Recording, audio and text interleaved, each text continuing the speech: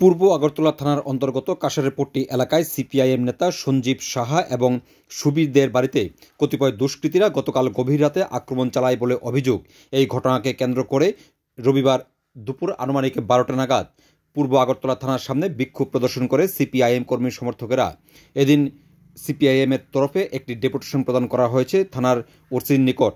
দাবি করা হয়েছে অভিযুক্তদের গ্রেফতার করার জন্য। এদিন সাংবাদিকদের মুখোমুখি হয়ে সিপিআইএম নেতা তথা প্রাক্তন বিধায়ক রতন দাস অভিযোগ করেন, এদিন সিপিআইএম নেতাদের বাড়িতে শাসক দল আশ্রিত দুষ্কৃতীরা অভিযোগ চালিয়েছে। পুলিশ ঘটনাস্থলে গিয়ে তাদেরকে পেলেও তাদেরকে গ্রেফতার করেনি। অভিযুক্তদের বিরুদ্ধে উপযুক্ত পদক্ষেপ গ্রহণের দাবি জানানো হয়েছে এদিনে এই বিক্ষোভ কর্মসূচি থেকে। গতকাল রাত 11:30টায়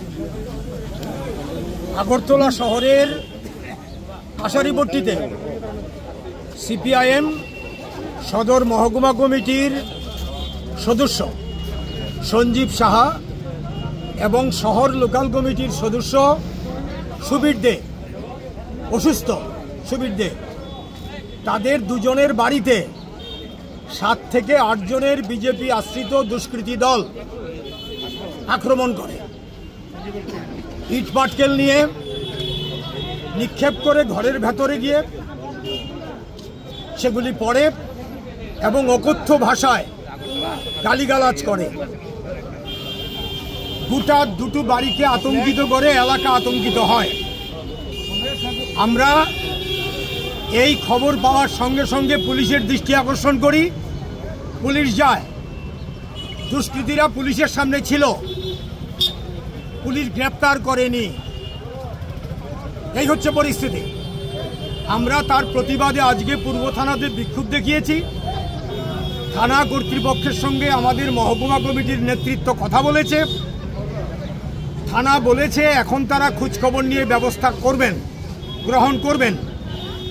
আমাদের বক্তব্য হলো, গতকাল কেন করলেন না? গতকাল তো করার সুযোগ ছিল। এই পুলিশ ত্রিপুরা রাজ্যের, আমরা গর্ব করতাম প্রেসিডেন্টস কালার জয়ী এই পুলিশ। এই রাজ্যে পুলিশ ছিল জনগণের বন্ধু। নৃপেন চক্রবর্তী থেকে শুরু করে দশরথ দেব, মানিক সরকারের সময় ত্রিপুরা রাজ্যের এই গৌরবময় অবস্থান থেকে পুলিশকে এরা কোথায় নামিয়েছে? আমাদের লজ্জা হয়। ওদের লজ্জা না থাকতে পারে, আমাদের লজ্জা হয় যে পুলিশের এই অবস্থানটাকে আজকে কোথায় নামিয়েছে এরা। গুন্ডারা সামনে গুন্ডামি করছে, পুলিশ ব্যবস্থা নিতে পারে না।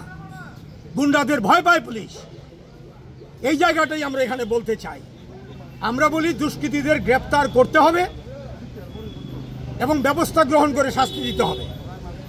এই হচ্ছে আমাদের বক্তব্য। এবং মুখ্যমন্ত্রীর বাড়ির কাছে এই ঘটনা, 100 থেকে 150 মিটার দূরে।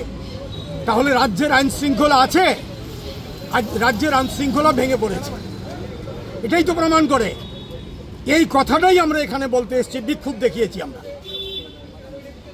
আমরা বলতে চাই দুষ্কৃতীকে গ্রেপ্তার করুন, তাদের বিরুদ্ধে ব্যবস্থা নিন, শাস্তির ব্যবস্থা করুন, সামগ্রিকভাবে আইন শৃঙ্খলা ঠিক করুন।